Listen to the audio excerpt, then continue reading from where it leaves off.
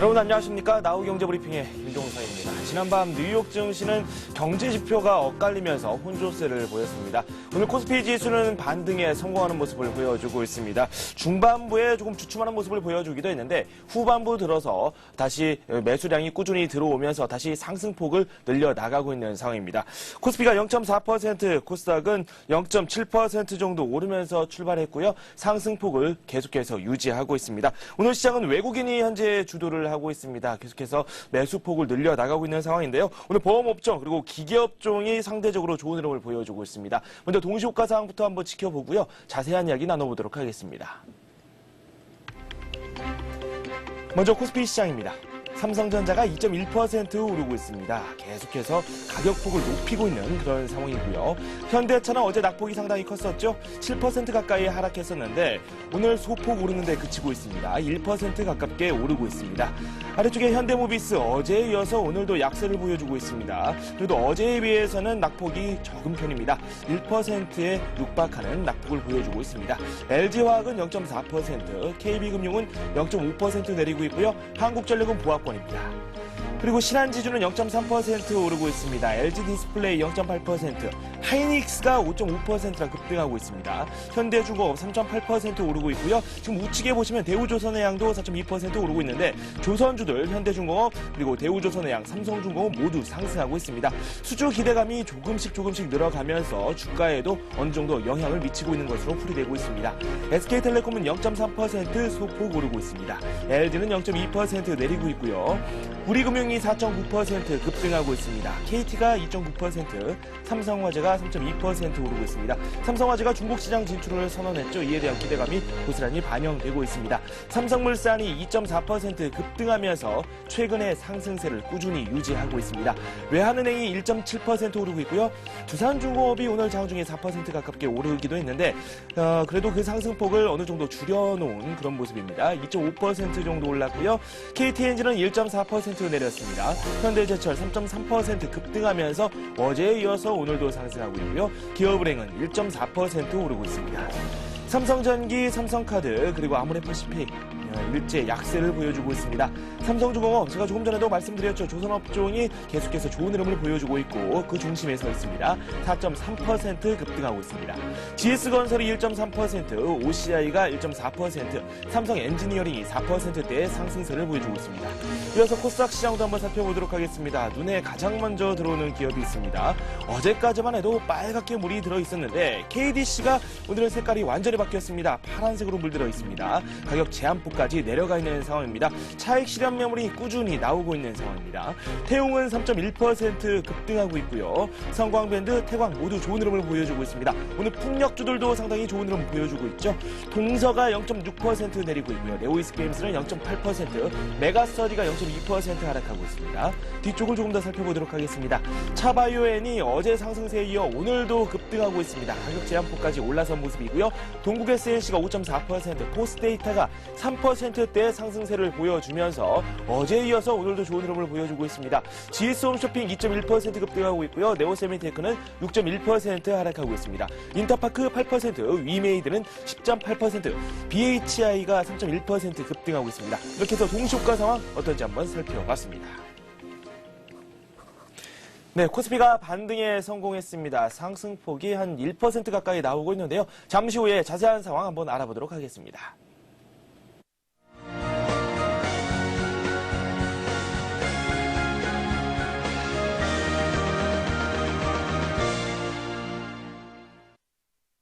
네, 오늘의 마감 시황 한번 살펴보도록 하겠습니다. 스튜디오에 최은정 아나운서 나와 있습니다. 안녕하십니까? 네, 안녕하세요. 네, 코스닥 쪽은 여전히 장 상황이 좋고요. 네. 오늘 코스피 쪽도 괜찮거든요. 후반부 들어서 상승폭을 늘렸어요. 네, 코스피 지수가 하락 하루 만에 반등하면서 오늘 1700선 안착에 성공했습니다. 뉴욕 증시가 엇갈린 경제 지표로 혼조세로 마감됐지만 오늘 장 초반부터 외국인들의 매수세가 꾸준히 유입됐습니다. 코스피 지수는 상승으로 장을 출발했는데요. 기관이 오후 들어서 순매도로 돌아섰지만 외국인들의 순매수 규모가 점차 늘어나면서 코스피 지수는 오후 들어서 상승폭을 조금 더 늘렸습니다. 개인들의 매물출에도 만만치 않았지만 장 마감을 30분 앞두고 코스피 지수는 조금 더 상승폭을 늘리는 모습을 보였습니다. 코스피 지수는 어제보다 14포인트 상승한 1705포인트 선에서 장을 마칠 것으로 예상됩니다. 코스닥 지수는 4거래일 연속 상승 랠리를 이어갔는데요. 이제 1포인트가량 앞두고 540선을 눈앞에 두고 있습니다. 어제보다 6포인트 상승한 539선에서 장을 마칠 것으로 예상됩니다. 네, 코스피 그리고 코스닥 모두 좋은 흐름을 보여주고 있고요. 수급 상황 한번 점검해 보도록 하겠습니다. 개인이 후반부 들어서 코스피 시장에서 매도 물량을 점차 늘려나가고 있는데 또 그만큼의 물량을 외국인들이 사고 있거든요. 어떻습니까? 네, 외국인들이 벌써 5거래일 연속 순매수하면서 지수를 상승으로 견인하고 있습니다. 외국인들이 3,407억 원 순매수했고요. 반면에 개인들의 차익 실현 매물은 쏟아졌는데요. 3,137억 원. 매물을 내놨습니다. 기관은 오후 들어서 순매도로 전환한 이후에 216억 원가량의 매도 우위를 기록했습니다. 네, 프로그램 쪽을 한번 살펴보니까요. 차익 거래 쪽에서는 매수 우위가 나왔고요. 비차익 거래에서 매도 우위가 나왔습니다. 전체로 놓고 봤을 때는 이 소폭의 매수가 들어오면서 프로그램 전체로는 매수 우위로 마감됐습니다. 이어서 코스닥 시장도 한번 살펴보도록 하겠습니다. 코스닥 시장에서는 개인이 여전히 또 매도를 하고 있죠. 네, 코스닥 쪽에서는 개인이 순매도했고 외국인과 기관의 매수세가 두드러졌는데요. 특히 외국인들은 오늘 코스피와 코스닥 시장 모두 순매수하면서 지수를 상승으로 견인했습니다. 외국인들이 코스닥 시장에서 266억 원 순매수했고요. 기관 역시 오후 들어서 매수에 가담하면서 33억 원 매수 우위를 기록했습니다. 개인들은 222억 원 순매도했습니다. 네, 그리고 오늘 시장의 특징 바로 대형주가 눈에 띄는 그런 상승세를 보여줬다는 점입니다. 보험업종도 좋았고요. 기계업종도 괜찮았어요. 네, 미국의 원전 수출을 호조로 오늘 기계업종이 강한 모습을 보였습니다. 비교적 오늘은 대형주의 흐름이 두드러졌는데요. 운수장비업종도 1%대로 오름폭을 늘렸고요. 보험업종도 2.9%, 3% 가까운 상승 흐름을 보였습니다. 삼성전자와 오늘 하이닉스가 강세를 보이면서 전기전자 업종의 강세를 주도했습니다. 금융업종과 의약품, 증권업종 모두 오늘은 강세로 마감했는데요. 반면에 철강 금속업종과 비금속 광물업종, 섬유 의복업종은 소폭 조정을 받았습니다. 오늘 특징을 보인 종목들 살펴보겠습니다. 어제까지 초강세를 이어온 3D와 디지털 음원, 스마트폰 테마주가 주춤한 틈을 타서 오늘은 원자력 관련주들이 초강세를 보였습니다. 미국 원전 수출 기대감이 작용한 것으로 보이는데요. TSM텍은 가격 제한폭까지 올랐고요. 한전기술과 모건코리아, BMT 모두 6%, 3% 이상의 급등 흐름을 보였습니다. CNN이 지난 4일 보도한 바에 따르면 미국 아이다호주와 콜로라도주에 원자력 발전소 건설을 추진 중인 미국 AEHI는 빠르면 올해 초 우리나라에서 원전을 수입하는 계약을 체결할 것으로 전망됩니다. 오늘은 조선주들도 상승 대열에 가세했습니다. 현대중공업과 삼성중공업이 각각 4에서 3%대로 급등했고요. 대우조선해양 역시 오늘은 4.2% 상승하면서 18,400원에서 거래를 마감했습니다. 풍력 테마주도 동반 상승세를 보였는데요. 동국산업이 3% 급등했고요. 현진소재는 7%나 올랐습니다. 효성은 중공업 및 스판텍스 등의 수주 회복으로 영업실적이 크게 증가할 것으로 예상되면서 오늘 4.9%, 5% 가까이 올랐습니다. 오늘 석유화학주의 상승세도 두드러졌습니다. 금호그룹주가 워크아웃 개시 소식에 그간의 부진을 털고 일제히 급등하는 모습을 보였는데요. 금호석유가 6% 올랐고요. 호남석유는 제품 가격 상승으로 인한 수혜가 예상되면서 오늘 3.7% 급등했습니다. 네, 금호 산업이 본격적인 워크아웃에 돌입하면서 금호 관련주들이 오늘 장중에 크게 뛰어오르는 모습이 나왔습니다. 이어서 상한가 기록한 종목들 어떤 종목들이 있는지 더 살펴보도록 하겠습니다. 소개해 주시죠. 오늘 가격 제한폭까지 오른 종목들 확인해 보겠습니다. KJ 프리텍이 구글 안드로이드 폰 출시 등 스마트폰 시장 성장 기대에 강세를 보였습니다. 동양종합금융증권은 어제 KJ 프리텍에 대해서 키코 손실에서 벗어나 스마트폰 시장 성장에 수혜를 받을 것으로 평가했습니다. 한국정보통신이 이례적으로 많은 거래량을 기록하면서 이틀째 상한가 행진을 이어갔습니다. 드러난 호재는 아직까지 없고 회사 측도 특별한 이유를 모르겠다는 반응인데요. 다만 금융감독 당국이 최근 재래시장 점포와 중소 신용카드 가맹점 34만여 곳의 카드 수수료 부담을 대형마트나 백화점 수준으로 낮추기로 하면서 실적에 긍정적으로 작용할 수 있을 것으로 전망되고 있습니다. 그 밖에 오늘 3D 관련주가 그간의 급등세를 뒤로하고 종목별로는 등락이 엇갈렸습니다. KDC와 잘만테크가 크게 하락한 반면에 현대IT는 오늘도 올랐는데요. 가격 제한폭까지 급등했습니다. 네, 이어서 아시아 지역 증시 한번 살펴보도록 하겠습니다. 미국 증시가 혼조세로 마감되면서 아시아 지역 증시에 어떤 영향을 미칠지 상당한 궁금증을 낳기도 했습니다. 오늘 중국 증시를 제외하고 비교적 상태가 괜찮거든요. 어떻습니까? 네, 현재 주요 아시아 증시는 대부분 오르고 있습니다. 미국 증시가 엇갈린 경제지표 영향으로 혼조세로 마감됐지만 경기 회복에 대한 기대감이 반영되고 있는 것으로 풀이됩니다. 특히 유가 강세와 미국 공장 주문 개선 소식이 투자 심리를 개선시키고 있습니다. 먼저 일본 증시 마감 상황부터 살펴보겠습니다. 현재 일본 니케이 지수는 0.46% 상승한 1731선을 가리키고 있는데요. 오늘 이쯤에서 장을 마칠 것으로 예상됩니다. 유가 강세에 미쓰비시와 같은 무역 상사 업체들이 상승을 주도했고요. 또 미국에서 자동차 판매량이 증가했다는 소식에 자동차 관련주들의 상승 흐름도 돋보였습니다. 그 밖에 주요 아시아 증시 흐름 보겠습니다. 중국 시장은 정부의 긴축 정책이 강화될 것이라는 우려가 고개를 들면서 장 초반 약세로 출발한 이후에 보합권에서 등락을 거듭하고 있습니다. 현재 중국 상위종합지수는 0.47% 하락한 3,265선에서 거래가 되고 있는데요. 부동산 과열 우려로 부동산 관련주는 하락하고 있는 반면에 상품 가격 랠리가 이어질 것이라는 전망에 자원주들은 오름세입니다. 홍콩 지수는 오늘 강세를 보이고 있습니다. 홍콩 항생지수가 강보합권이고 홍콩 H지수가 1%대의 강한 흐름을 보이고 있는데요. 역시 유가 상승 덕분에 페트로차이나 등 에너지 관련주들이 오르고 있는 것으로 풀이됩니다. 네, 환율 시장 한번 짚어보도록 하겠습니다. 오늘 원달러 환율이 50전 내린 1,140원에 출발을 했습니다.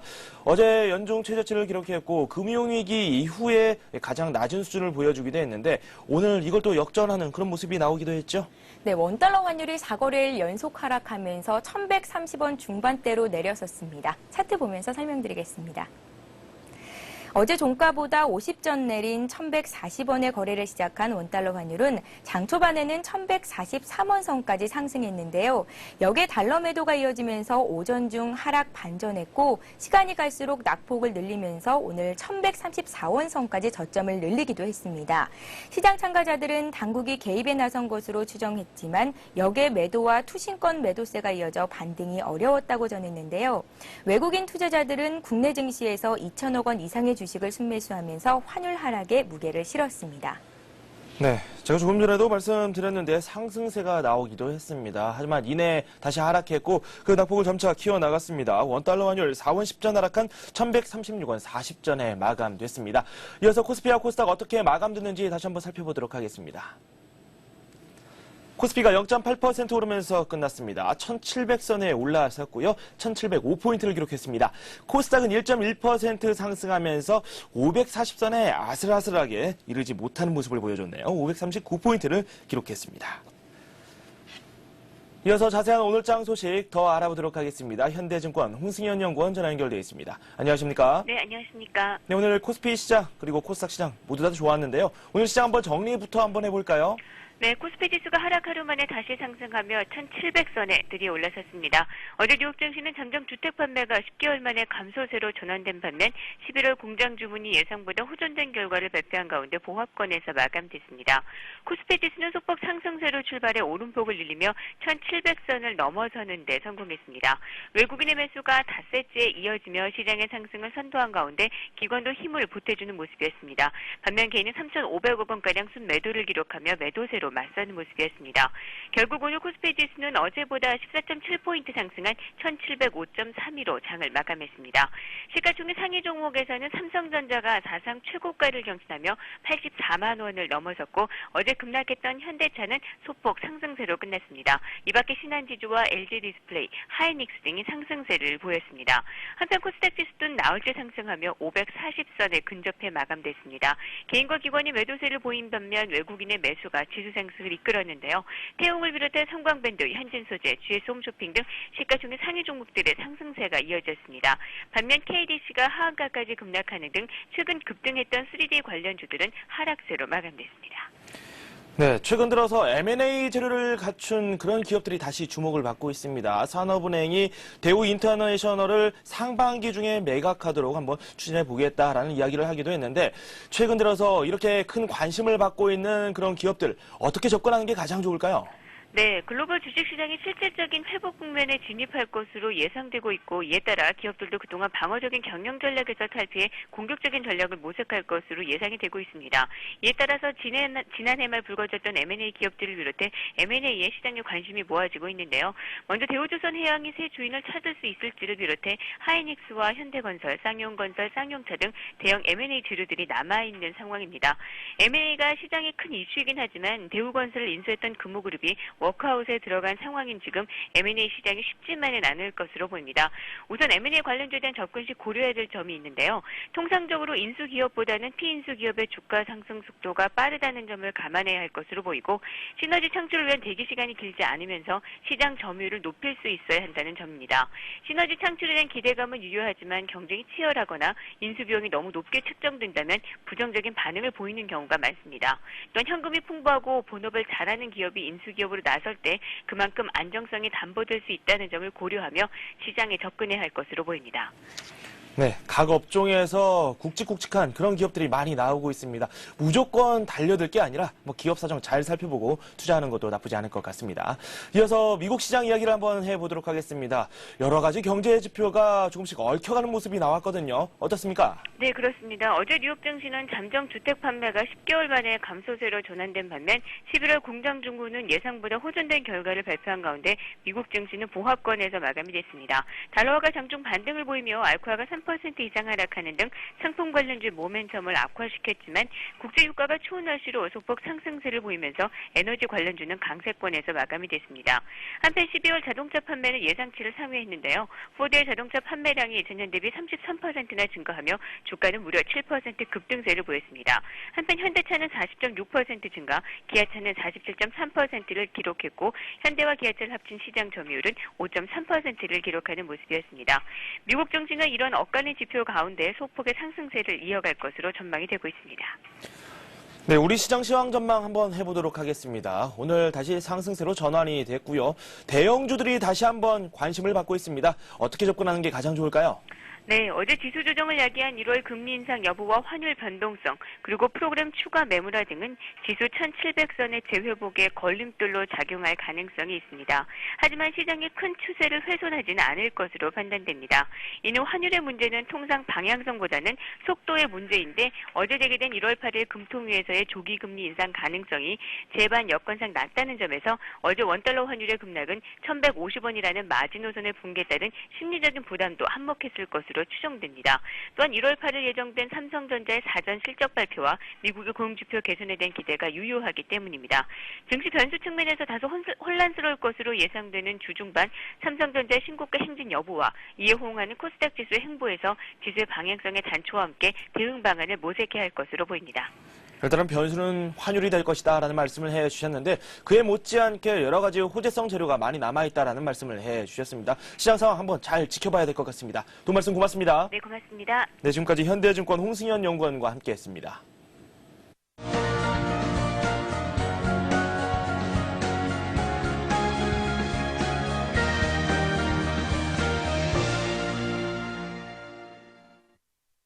이 시각 주요 뉴스입니다. 위례 신도시 2,400가구에 대한 사전 예약 시기가 올 2월로 2달가량 앞당겨집니다.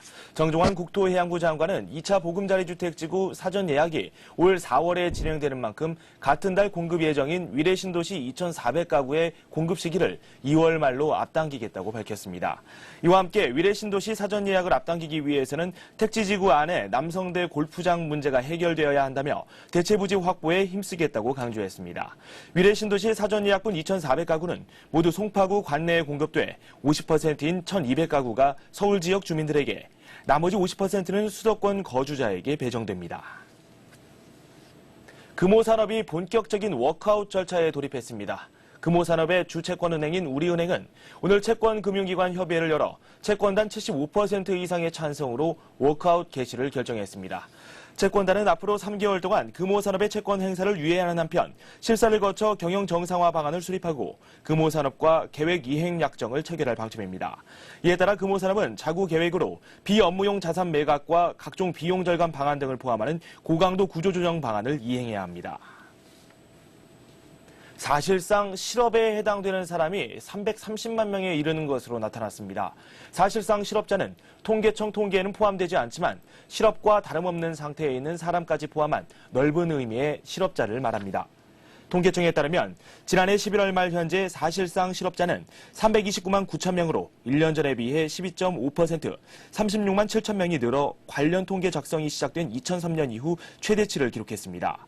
통계청 공식 실업자 81만 9천 명과 취업준비생 56만 명, 근로시간 주당 18시간 미만 취업자 92만 명, 쉬었다라고 답변한 59세 이하 비경제활동 인구 99만 9천 명 등이 여기에 해당됩니다. 이에 따라 사실상 실업률도 지난해 11월 현재 12.6%를 기록해 1년 전에 비해 1.3%포인트 올랐습니다. 올해부터 일정 규모 이상의 은행과 증권사, 보험사 등 금융회사는 경영진의 성과급을 3년 이상에 걸쳐 나눠 지급해야 합니다. 금융위원회와 금융감독원은 은행연합회와 금융투자협회 등과 함께 이 같은 내용의 금융회사 성과 보상체계 모범 규준을 만들었다고 밝혔습니다. 규준에 따르면 금융회사는 경영진과 투자금융, 외환딜링, 유가증권 운용 등을 담당하는 직원에게 성과급 중 40에서 60%만 우선 지급하고 나머지는 3년 이상 분할 지급해야 합니다. 아울러 경영성과가 목표에 미치지 못하거나 투자 손실 등이 발생할 경우 해당 직원에 대한 성과급 지급을 축소하거나 중단할 수 있습니다. 네, 경기를 바라보는 기업들의 시각이 관망세로 다시 돌아섰습니다. 오늘 1분기 기업 경기 실사지수가 발표됐는데 여기에 여실히 이런 상황이 반영이 됐습니다. 정부의 부양책도 점차 축소가 되고 있고 여러 나라들이 모라토리엄을 선언하려고 하는 그런 움직임까지 보이면서 금융불안 우려까지 커지면서 이런 현상이 고착화되는 그런 모습이 나오고 있습니다. 오늘 저희가 준비한 소식은 여기까지입니다. 여러분 고맙습니다.